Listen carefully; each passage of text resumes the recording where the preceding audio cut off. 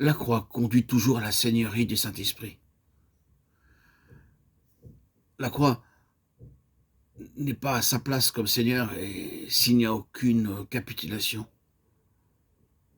nous n'avons rien de mieux à faire qu'à revenir vers la croix. Revenez en arrière, regardez à travers les eaux, ces pierres qui sont supposées vous représenter au Jourdain. Si le Saint-Esprit n'est pas Seigneur, alors quelque chose ne tourne pas rond. Vous n'avez pas été saisi par la signification de la croix. La croix est réellement un fait établi. Bien qu'il y ait les défauts et les faiblesses inhérentes à notre condition humaine, et cela s'est manifesté dans la vie de Josué. Cependant, en ce qui concerne nos cœurs et nos esprits, la croix nous a brisés, ouvrant une voie pour le Saint-Esprit. La croix signifie que la voie de la seigneurie de l'Esprit est ouverte, et par la seigneurie de l'Esprit, la voie de la plénitude céleste est ouverte. Oh, quelle profonde différence il y a entre les conquêtes faites par l'homme et le travail du Saint-Esprit. Quelle différence!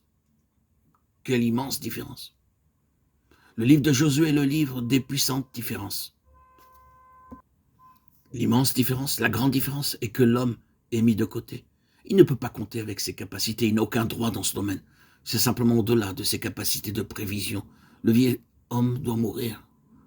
Le Seigneur a introduit son peuple dans un domaine où tout est différent de la manière de faire de l'homme.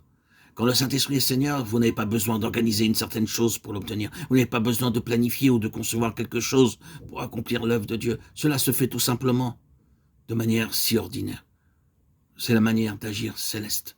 Et cela nécessite que vous soyez dans cette position. Cela implique d'être sous le gouvernement absolu du Saint-Esprit, sous le gouvernement de la seigneurie du Saint-Esprit. Dans chaque activité faite par l'homme, il y a toujours la touche du terrestre, les moyens, les méthodes aux personnes, tout un attirail pour garantir sa réussite, son succès. Et la chose se fait avec beaucoup de bruit, parfois beaucoup de grincement. Mais il doit y avoir une somme considérable de soutien humain, sachant qu'à tout moment, cela peut s'éteindre. Si vous ne l'alimentez pas sans cesse, et assurément, cela s'effondrera si vous ne le faites pas. Il n'en est jamais ainsi dans une œuvre de l'esprit. Le toucher du terrestre signifie toujours la mort, signifie toujours l'arrêt. L'absolue seigneurie du Saint-Esprit exige que le toucher du terrestre ne soit pas opérant. C'est ce que signifie l'ordre donné à Josué d'ôter les chaussures de ses pieds. Que dit mon Seigneur à son serviteur? Va et prends possession du pays, va et conduis le peuple. Non, pas du tout. Sors tes souliers, enlève tes souliers. Josué et tout le reste suivra. Détruisez le toucher de la terre et voyez ce qui arrivera. Vous devrez seulement marcher autour de Jéricho. Ce n'est pas ainsi que les hommes feraient, n'est-ce pas? Pensons à la campagne immense qui aurait été organisée pour prendre Jéricho, si cela avait été laissé à l'initiative des hommes. Non. Ôte tes souliers et vois ce qui va arriver. Si vous prolongez cette interprétation, considérez ce qui est arrivé quand ils ont remis leurs souliers un peu plus tard.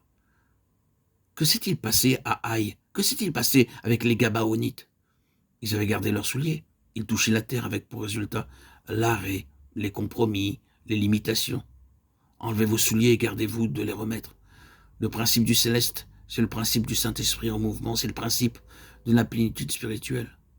Ôte tes souliers de tes pieds, car le lieu sur lequel tu te tiens est saint. Vous n'avez aucune place ici. La terre n'a aucune place ici. Le monde n'a aucune place ici. Les hommes n'ont aucune place ici.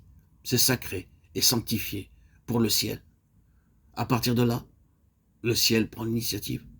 Oui, même à l'égard du grand instrument levé pour le service du Seigneur, le ciel prend le dessus. La souveraineté dans le choix d'un instrument ne signifie jamais que cette souveraineté laisse la place aux capacités de l'homme. Dieu ne trouve jamais d'excuses pour l'instrument. Cela concerne aussi bien Josué qu'Israël, car Josué est représentatif de tous les saints et de tous les serviteurs du Seigneur.